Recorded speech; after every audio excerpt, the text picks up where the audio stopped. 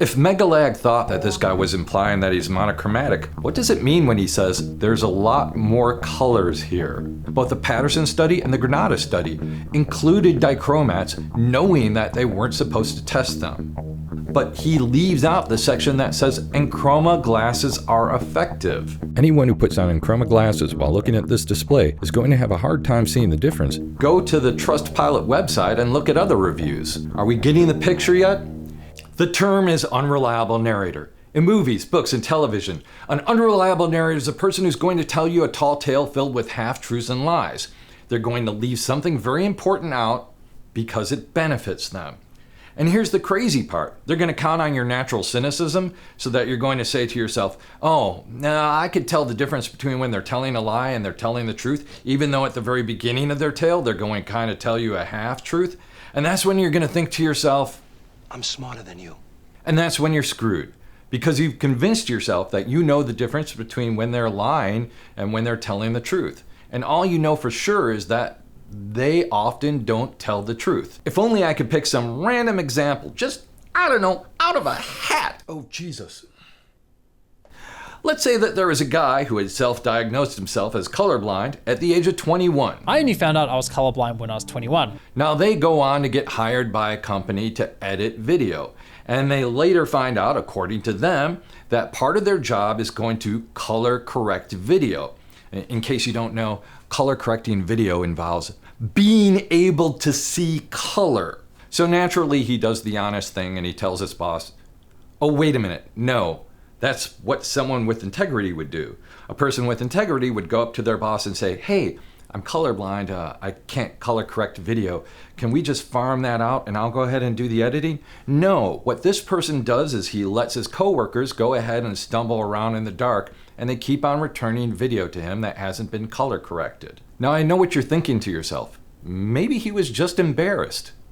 Is this the look of someone who's embarrassed?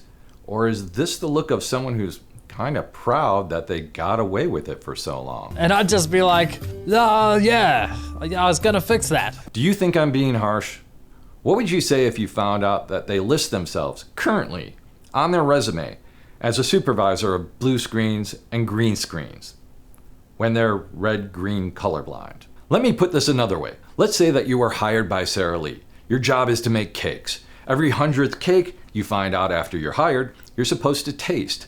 And you decide to decline to tell them that ever since COVID, you lost your sense of taste, so you can't actually taste test. Would you go ahead and put taste tester for Sara Lee on your resume? You think I'm being too harsh to someone who's colorblind? Well, look at how MegaLag treated this couple. The guy in the video just went ahead and put on Enchroma glasses, gave his honest reaction, and MegaLag is treating this guy as if he's some part of a giant scam, when all he did was react pretty much like a lot of other folks have reacted when they went ahead and put on the glasses. But MegaLag said that the other people that put on the glasses, maybe they were emotionally affected because they were around people that they love.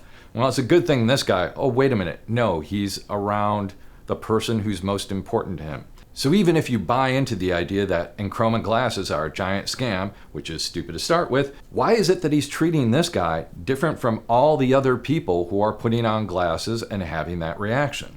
In a previous video, I listed off 10 different ways that MegaLag lied, left important information out, or misled folks. And I thought to myself, if I just leave it at like 10 different items, people will get the basic idea, right? No? Okay, here we go.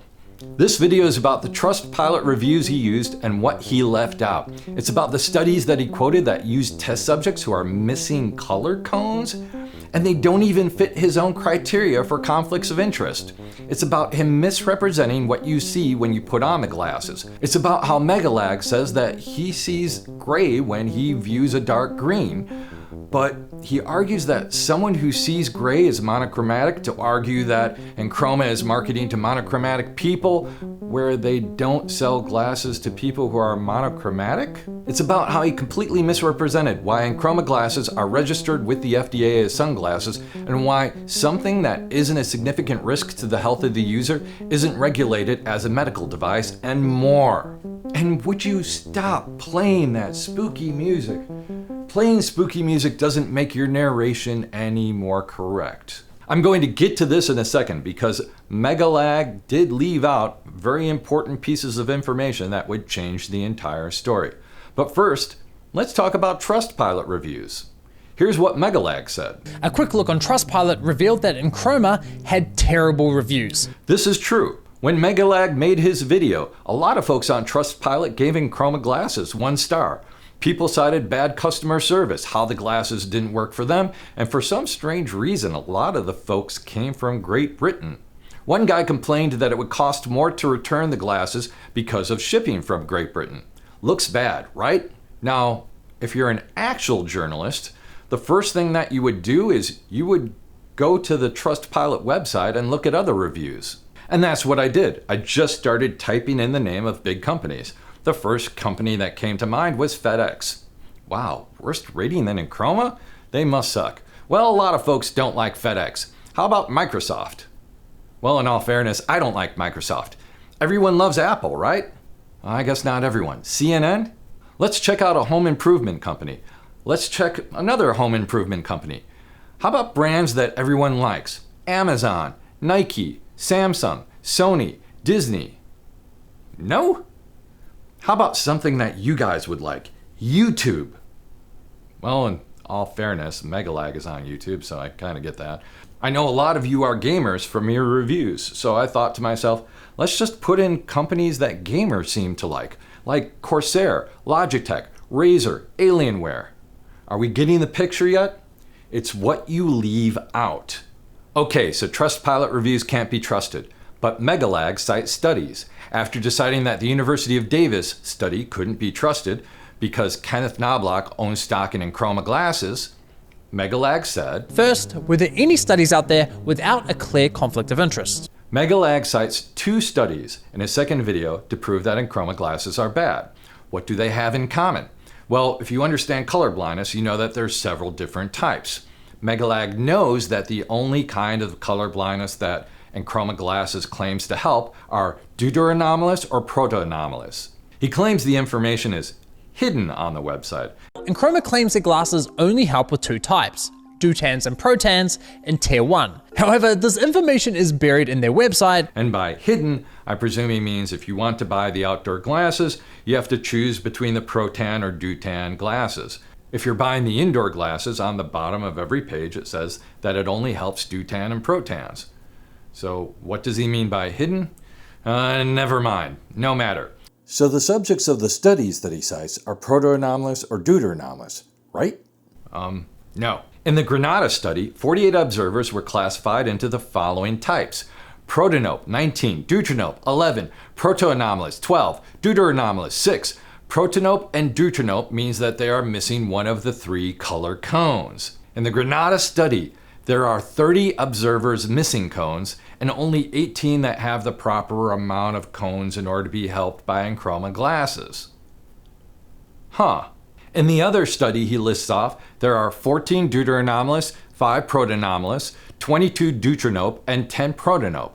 There are 32 people that are missing cones and only 19 people that have the cones that you need in order to be able to see with Enchroma Glasses. The Granada and Patterson study are both being tested on a majority of folks who are missing one of the 3 color cones that you need to see color.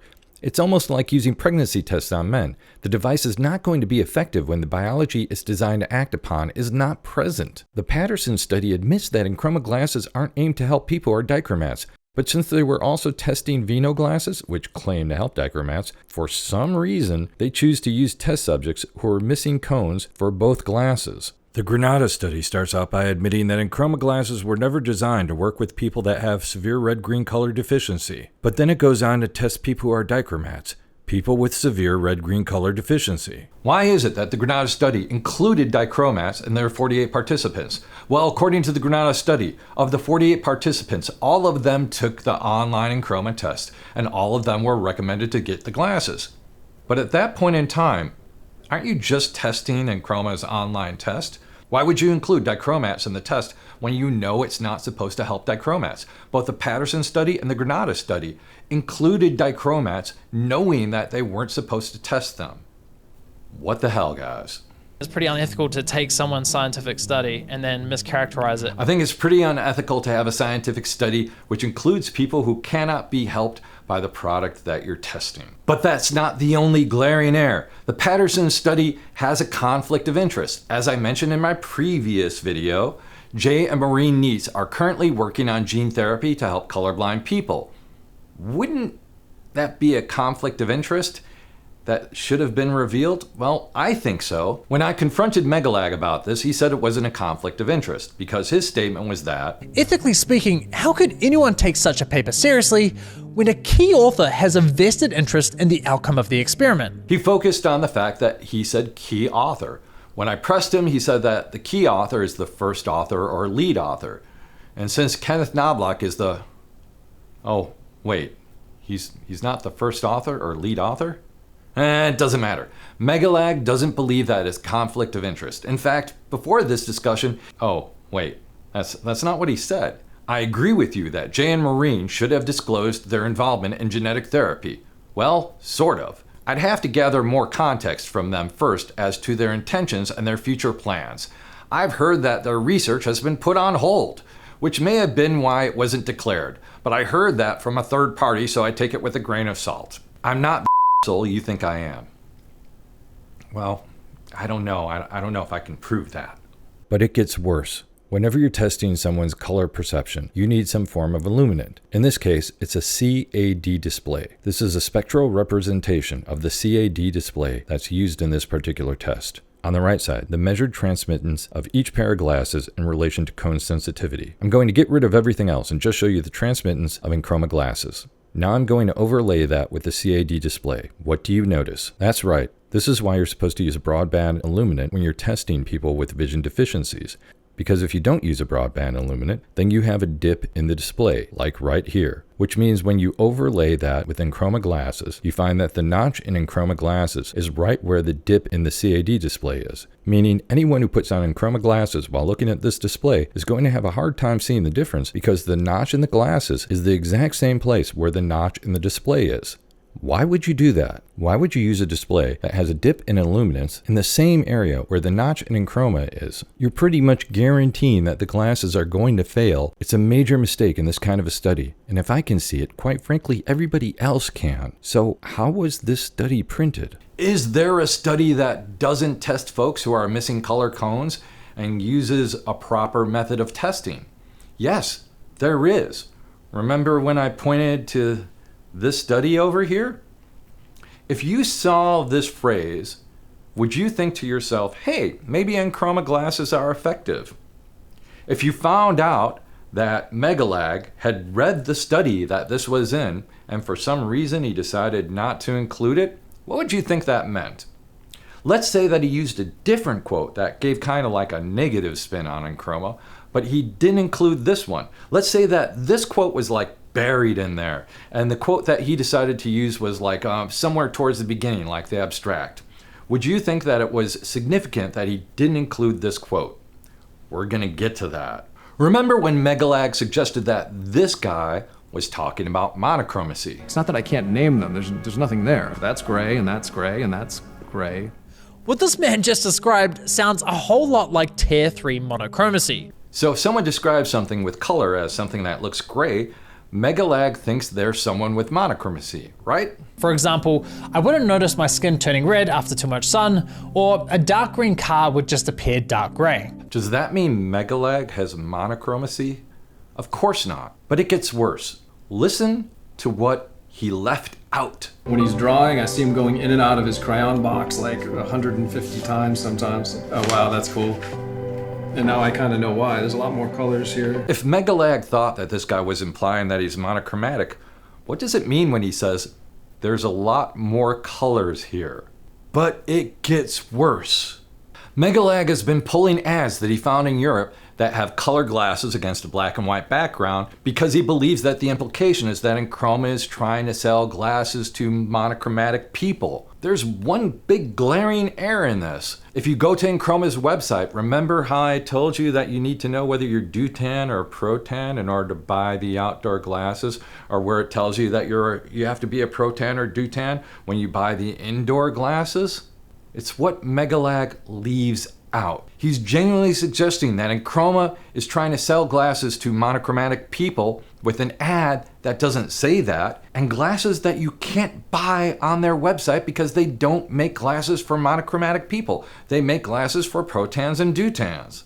MegaLag doesn't understand the purpose of the FDA. In this post, he believes that color deficiency glasses would require pre-market approval from the FDA. He implies that since there are no FDA-approved color deficiency glasses, it's not a thing that exists, and that's why they're approved as sunglasses by the FDA. But he has that backwards. You don't go to the FDA and tell them that you have a product and ask them to clear it. The FDA doesn't consider something a medical device if it doesn't pose a significant risk to the health of the user. If he had read the Patterson study, he would know this. As these products are classified as not posing a significant risk to the health of the user, they are not subject to the stringent regulations imposed by the U.S. Food and Drug Administration, FDA, on marketing of medical devices. Now, as a person who's dealt with color my entire life, this is one of the things that really drives me crazy. It's how he misrepresents what you see when you put on the glasses. You know they're gonna work because they're backed by science and medical professionals, but then you put on the glasses and see this. No,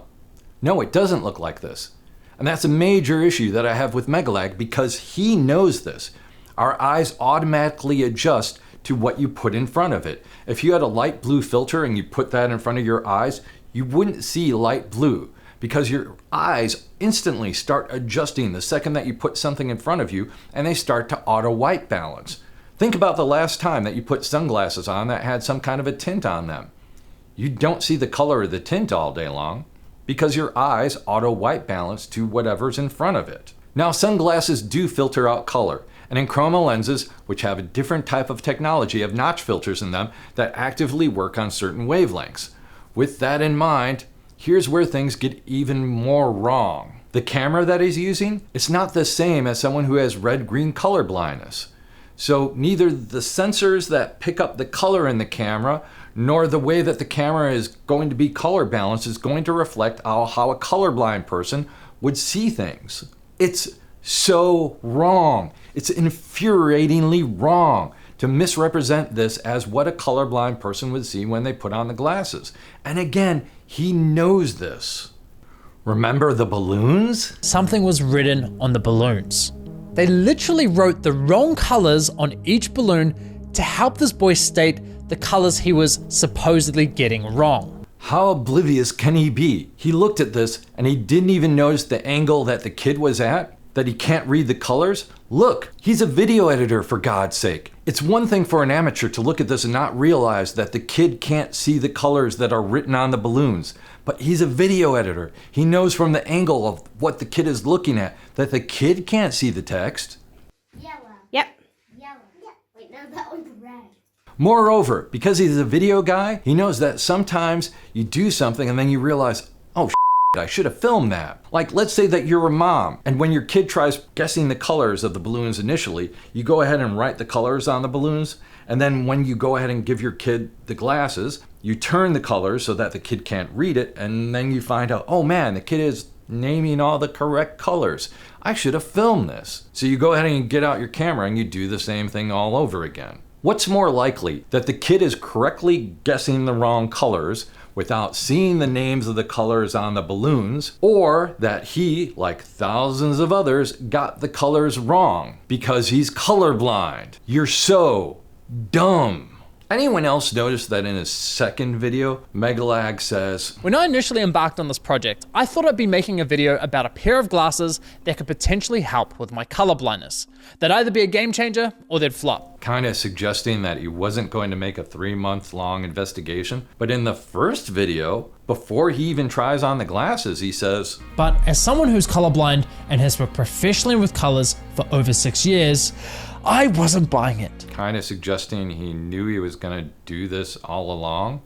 Remember what he said about Logan Paul? I previously pointed out that MegaLag used a video of Logan Paul to suggest that everyone who is making videos is faking it if they're using Enchroma glasses.